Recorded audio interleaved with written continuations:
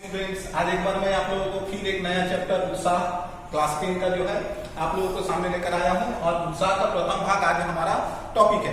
क्योंकि उत्साह छायावादी कवि सूर्यकांत त्रिपाठी निराला द्वारा रचित एक आह्वान गीत है, उसको हम लोग पढ़ेंगे। लेकिन उससे पहले थोड़ा कवि परिचय को जानना अत्यंत आवश्यक है। तो हम क्या करते हैं, पहले कवि परिचय को जानने का प्रयास करते हैं, फिर ये जो हमारा प्रथम भाग है, प्रथम पंक्ति, इसको हम पढ़ेंगे शब्दार्थ के साथ। तो पहले हम देख लेते हैं कवि निराला का जीवन परिचय के बारे में। मैं यहाँ पर कवि निराला का जीवन परिचय के बारे में लिख दे रहा हूँ, ठीक है, आप लोग इसे नोट कर सकते हो।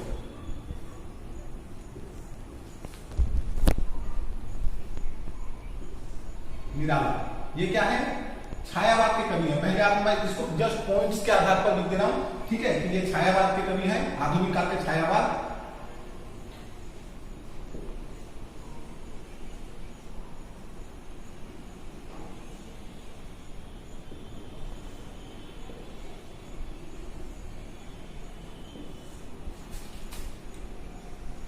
छायावादी कवि, आधुनिक काल के छायावादी कवि है। इनका जन्म हुआ था 1889 में। इनका जन्म हुआ था 1899 में एवं मृत्यु में यहाँ पर ही लिख दे रहा हूँ, क्योंकि जन्म और यहाँ पर स्लैश देकर मैं मृत्यु को लिख दे रहा हूँ। 1961 में इनकी मृत्यु हुई थी। जहां तक रचनाओं की बात है तो रचनाओं में इन्होंने, चूंकि आधुनिक कालीन कवि है, तो यहाँ पर कविता, उपन्यास, निबंध, कहानी, ये सारी चीजें। पहले हम क्या करते थे, सूरदास कबीरदास पढ़ते थे, सिर्फ रचनाएं होती थी पर यहाँ पर कुछ विधाएं अलग अलग हैं, जैसे कहानी, नाटक, उपन्यास, ये सारे। तो उन सारी चीजों को हम यहाँ पर आप लोगों को लिख दे रहे हैं। रचनाएं लिख देते हैं पहले, रचनाएं। अब रचनाएं को मैं भाग कर रहा हूं। पहले क्या है, कविता संग्रह।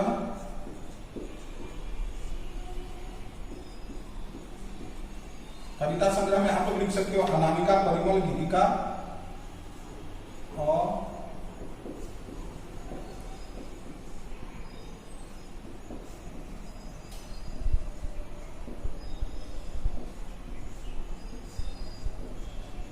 अनामिका, परिमल, गीतिका आप लिख सकते हो। उसके बाद आप लिख सकते हो उपन्यास में। उपन्यास में आप लिखोगे अप्सरा, आलका,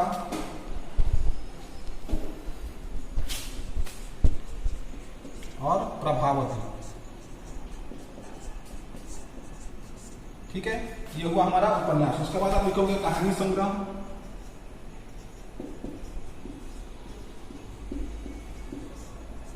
कहानी संग्रह में आप लिखोगे लीली, सखी, चतुर, चमार। लीली, सखी और चतुर चमार, ठीक है, ये हुआ कहानी संग्रह, कविता हो गया। अब इनकी हम भाषा निबंध संग्रह को भी देख लेते हैं।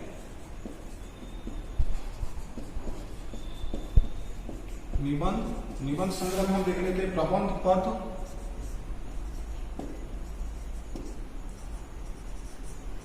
और चतुर, चाबुक, ठीक है।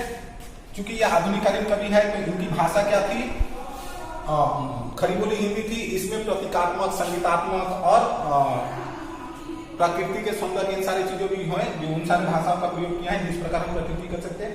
और छंद का प्रयोग करें तो कहें तो निराला जी ने अधिकांशतः अपने काव्य में मुक्तक छंद का प्रयोग किया है। तो उसे हम लिख देते हैं, ठीक है, छंद लिख देते हैं। भाषा तो आप लोगों को बता दिया, छंद है मुक्तक छंद,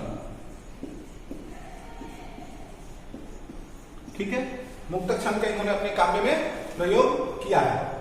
तो ये हुआ हमारा जीवन परिचय। आप इसी तरह कर सकते हो, एग्जाम में शायद आ भी सकता है, फाइनल बोर्ड के एग्जाम में, कि निराला द्वारा रचित 2 उपन्यास का नाम लिखे, निराला द्वारा रचित एक कहानी संग्रह का नाम लिखे, या निराला द्वारा रचित कोई कविता संग्रह का 2 कविता संग्रह का नाम लिखे। इस तरह से आप लोग का शॉर्ट क्वेश्चन 1 नंबर में आ सकता है। तो आप ये सारी चीजों को अच्छी तरह से पढ़ लेंगे।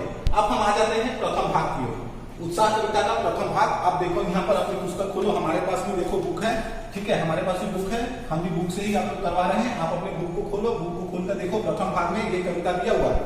क्या है, बादल गरजो घेर घेर घोर गगन भराधर को, ललित ललित काले घुमराले, बाल कल्पना के से पाले, विद्युत छवि उर में कवि नवजीवन वाले, ब्रज छिपा नूतन कविता फिर भर दो बादल गरजो। ये हमारा प्रथम भाग है। हम इसे प्रथम भाग को पहले समझते हैं, लेकिन इससे पहले हम थोड़ा शब्दार्थ को भी सीख लेते हैं। आशा करते हैं आप लोग इसको लिख चुके हैं। मैं इसको नहीं रफ कर रहा पूछ रहा हूँ, ठीक है। आप लोग इसको ही अच्छी तरह से लिख लो। मैं इसको रफ करके इसका जो शब्दार्थ है वर्ड मीनिंग है मैं यहाँ लिखकर इसकी व्याख्या को आप लोगों को मैं समझा रहा हूँ।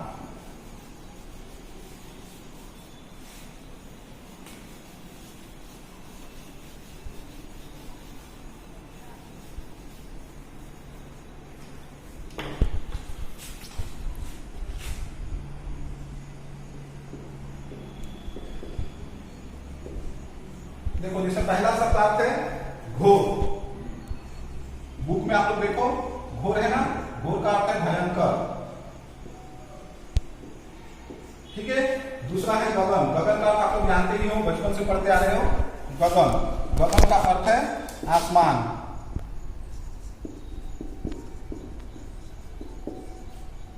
ठीक है।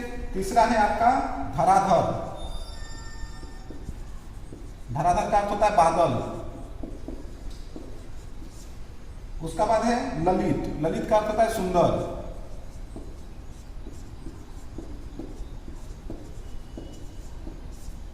उसका बाद है विद्युत। विद्युत का अर्थ आप लोग जानते हो, विद्युत का अर्थ होता है बिजली।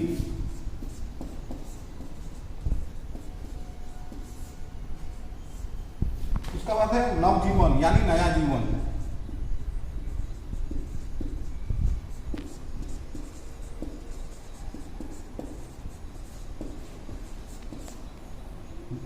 वज्र। वज्र का अर्थ होता है कठोर। उसका बाद है नूतन। नूतन का अर्थ होता है नया या नई। नया या नई कर सकते हैं, ठीक है। तो यह हमारा शब्दार्थ है, बहुत आसान है। भाषा चूंकि खड़ी बोली हिंदी है इसीलिए शब्दार्थ भी बहुत आसान है। हमारे भक्तिकालीन कवि सूरदास और कबीरदास की तरह यह भाषा नहीं है, ठीक है, जो ब्रज भाषा और अवधि में लिखी हुई थी जिसको शब्दार्थ को समझना कठिन होता है। जो भी हो, हम आगे आ जाते हैं और आ जाते हैं अपने पाठ जो हमारा आज का टॉपिक है प्रथम भाग, उस पर इसकी व्याख्या को मैं समझा दे रहा हूँ प्रश्न के साथ। देखो अपनी पुस्तक खोल के देखो तो वहां पर लिखा ही है कि अच्छा, ये पहले मैं उत्साह कविता के बारे में थोड़ा बता दूं। उत्साह कविता में क्या है?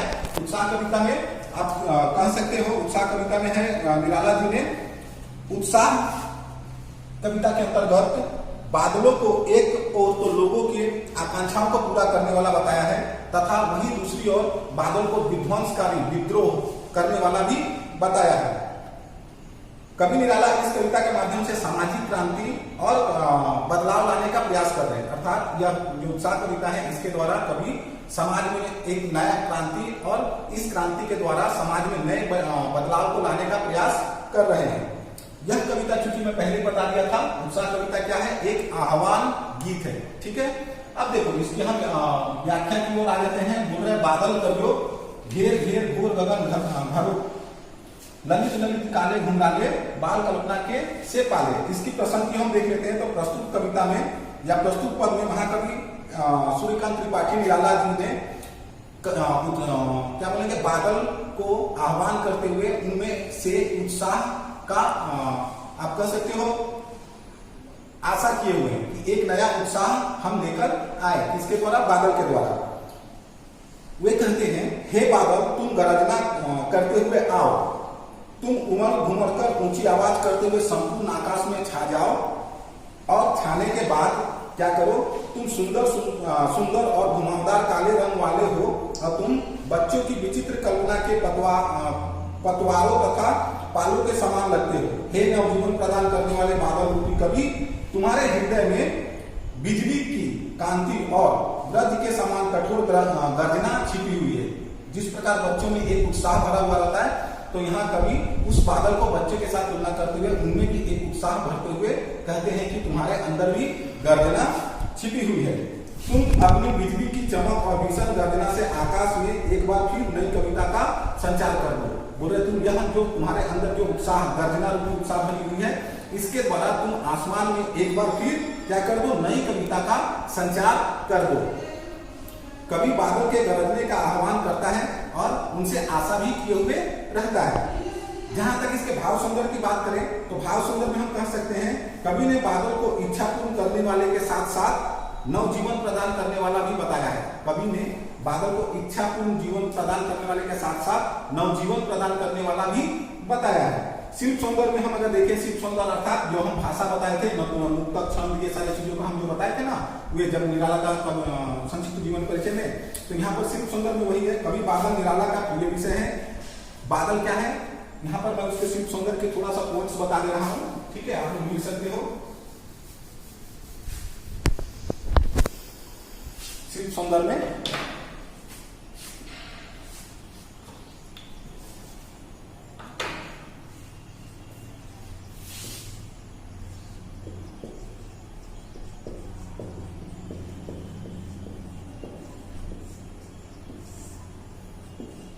बादल निराला का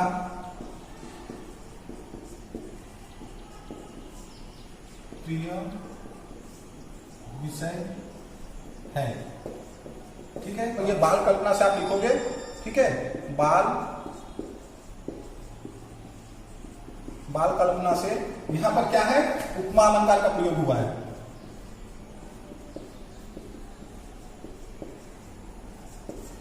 तीसरा में आप देख सकते हो घेर घेर, देखो घेर घेर है ना यहाँ पे, घेर घेर, घेरे घेरे में आप क्या है, घेरे घेरे में क्या अलंकार है, पुनरुक्ति प्रकाश अलंकार है।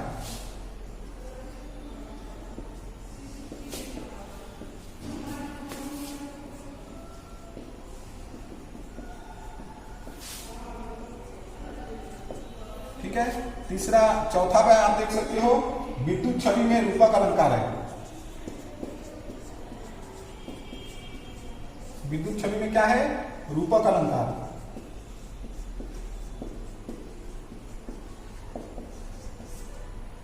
और बादल का मानवीकरण हुआ है यहाँ पर, क्योंकि मैं बता दिया था बादल को बच्चों के समान तुलना किया गया है ना, बताया था व्याख्या में। तो यहाँ क्या है, बादल को क्या किया गया है, मानवीकरण किया गया है।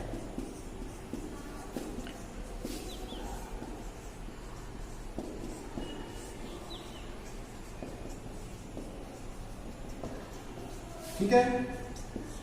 भाषा क्या है, भाषा में समास प्रधान भाषा है, भाषा संस्कृत निष्ठ,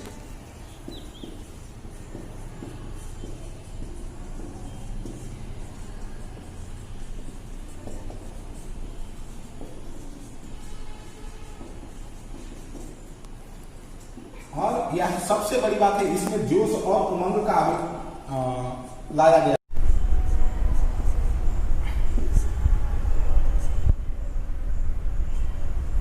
भाषा में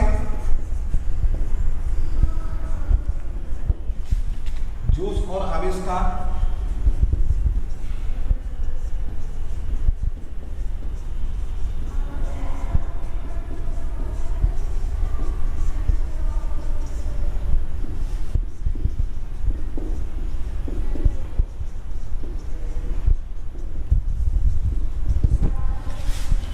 तो ये है ना हमारा प्रथम शब्दार्थ। चूंकि यह भाषा शिल्प सौंदर्य अर्थात भाषा के अंतर्गत आता है, तो भाषा में ये सारे कौन सा अलंकार का प्रयोग हुआ है, कहाँ किसका मानवीकरण किया गया, ये सारी चीजें। आशा करते हैं आप लोग को यह व्याख्या के साथ यह प्रथम भाग, उत्साह कविता का प्रथम भाग आप लोगों को समझ में आया। अगले कक्षा में मैं आप लोगों को उत्साह का जो दूसरा भाग है, चूंकि यह छोटी कविता है इसलिए मैं इसको 2 भागों में बांटा हूँ, ठीक है। इसमें कवि परिचय था इसलिए 2 भागों में कर दिया हूँ, आप लोगों को समझने में भी आसानी होगी। तो यह रहा हमारा प्रथम कविता उत्साह का प्रथम भाग। इसमें आप लोग इसके शब्दार्थ को पढ़कर, कवि के जीवन परिचय को पढ़कर, ये जो शिल्प सौंदर्य में दिखा इसको भी आप लोग पढ़ लेंगे, तो आप लोगों को समझने में आसानी होगी और प्रश्न उत्तर बनाने में भी आप लोगों को बहुत ही आसानी होगी। नेक्स्ट क्लास में, अगले कक्षा में मैं आप लोगों को उत्साह कविता का ही दूसरा भाग को लेकर आप लोगों के सामने आऊंगा और शब्दार्थ के साथ ही आप लोगों को मैं बताऊंगा। तब तक धन्यवाद, थैंक यू। फिर नेक्स्ट क्लास में मिलते हैं।